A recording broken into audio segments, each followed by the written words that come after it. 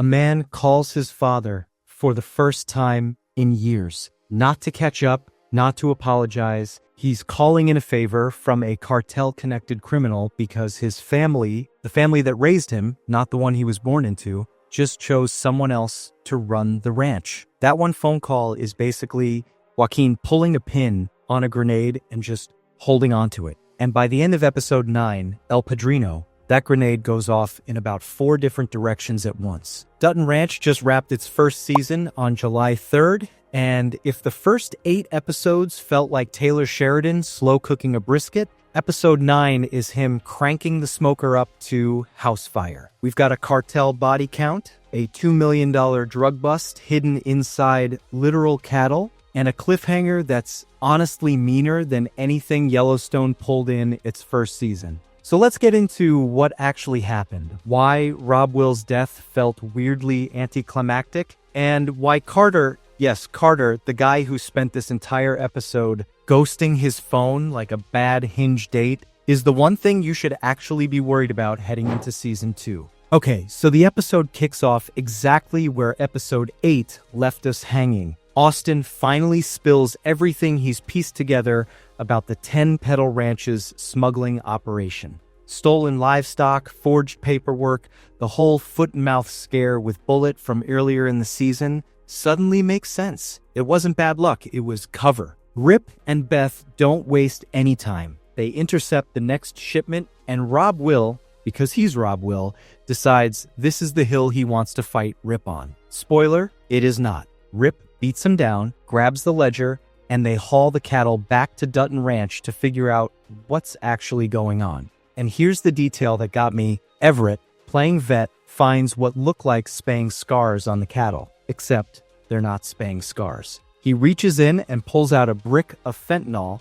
$2 million worth total, moving through cows. I genuinely didn't expect Dutton Ranch to go full narco thriller in season 1, but here we are, and honestly, it works better than I thought it would. This is the part of the episode that actually slows down and lets Annette Bening do some real acting, which, no complaints here, give this woman everything. Everett confronts Beulah about the drugs, and instead of deflecting, she just tells him everything. Rob Will's father raped her years ago. Mariano, that Mariano, the guy Joaquin's about to call, helped her get rid of the body when she was young.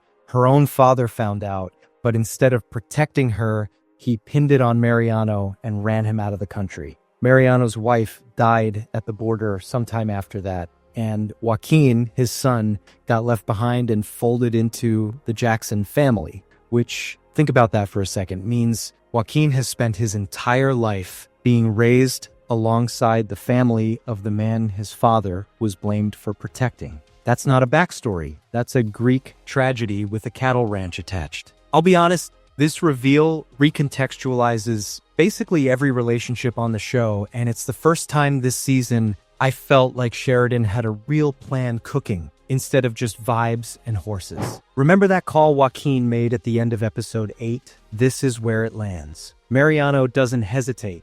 He tells his enforcer, Kino, to kill Rob Will, because Rob Will's become a liability now that Beth and Rip know about the drugs. And then he sends gunmen after the Duttons to get his product back. Not the thieves, the product, which honestly tells you everything about how Mariano prioritizes things. Meanwhile, Carter, who ran off at the end of episode 8, is just squatting at Dwight's place, not answering a single call, while Beth and Rip leave him increasingly panicked voicemails. I'll admit I found this a little frustrating to watch in the moment, but in hindsight, the show's doing something smart. It's isolating the one character everyone's forgotten to worry about right before it matters most. Here's the thing that's going to divide fans. After an entire season of Rob Will being built up as this scheming rival, Jai Courtney doing his usual smug menace thing, he just gets killed off screen. No showdown, no final confrontation, no last words. Kino handles it. We don't even see it happen. We just find out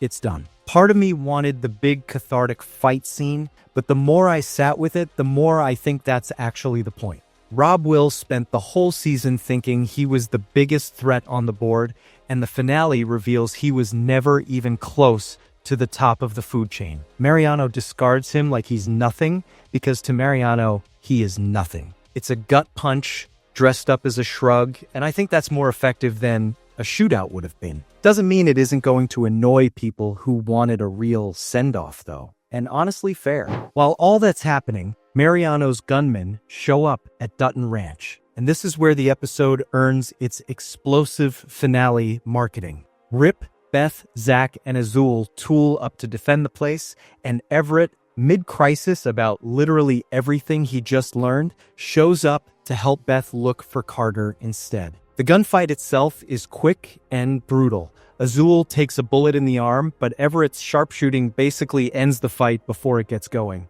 Rip runs down the one gunman who tries to run in a chase that honestly looked more Fast and Furious than Yellowstone, and drags him to the barn for questioning. All the bodies end up dumped in the same spot where Wes ended up earlier this season, which, if you're keeping a body count spreadsheet on this show like I apparently am, that location is getting real crowded. Here's the part that actually matters for season 2, and it's not the gunfight. Beth heads back to the ranch to help clean up, still hasn't found Carter, and Everett's trying to comfort her when her phone rings. It's Mariano. He has Carter, and he's got a score to settle. That's the note the whole season ends on. Not a shootout, not a body count, a phone call telling Beth that the man responsible for everything that just happened has her adopted son. It's a straight lift of the "we have your kid" playbook, sure, but it works because of everything we just learned about Mariano, losing his own kid to this family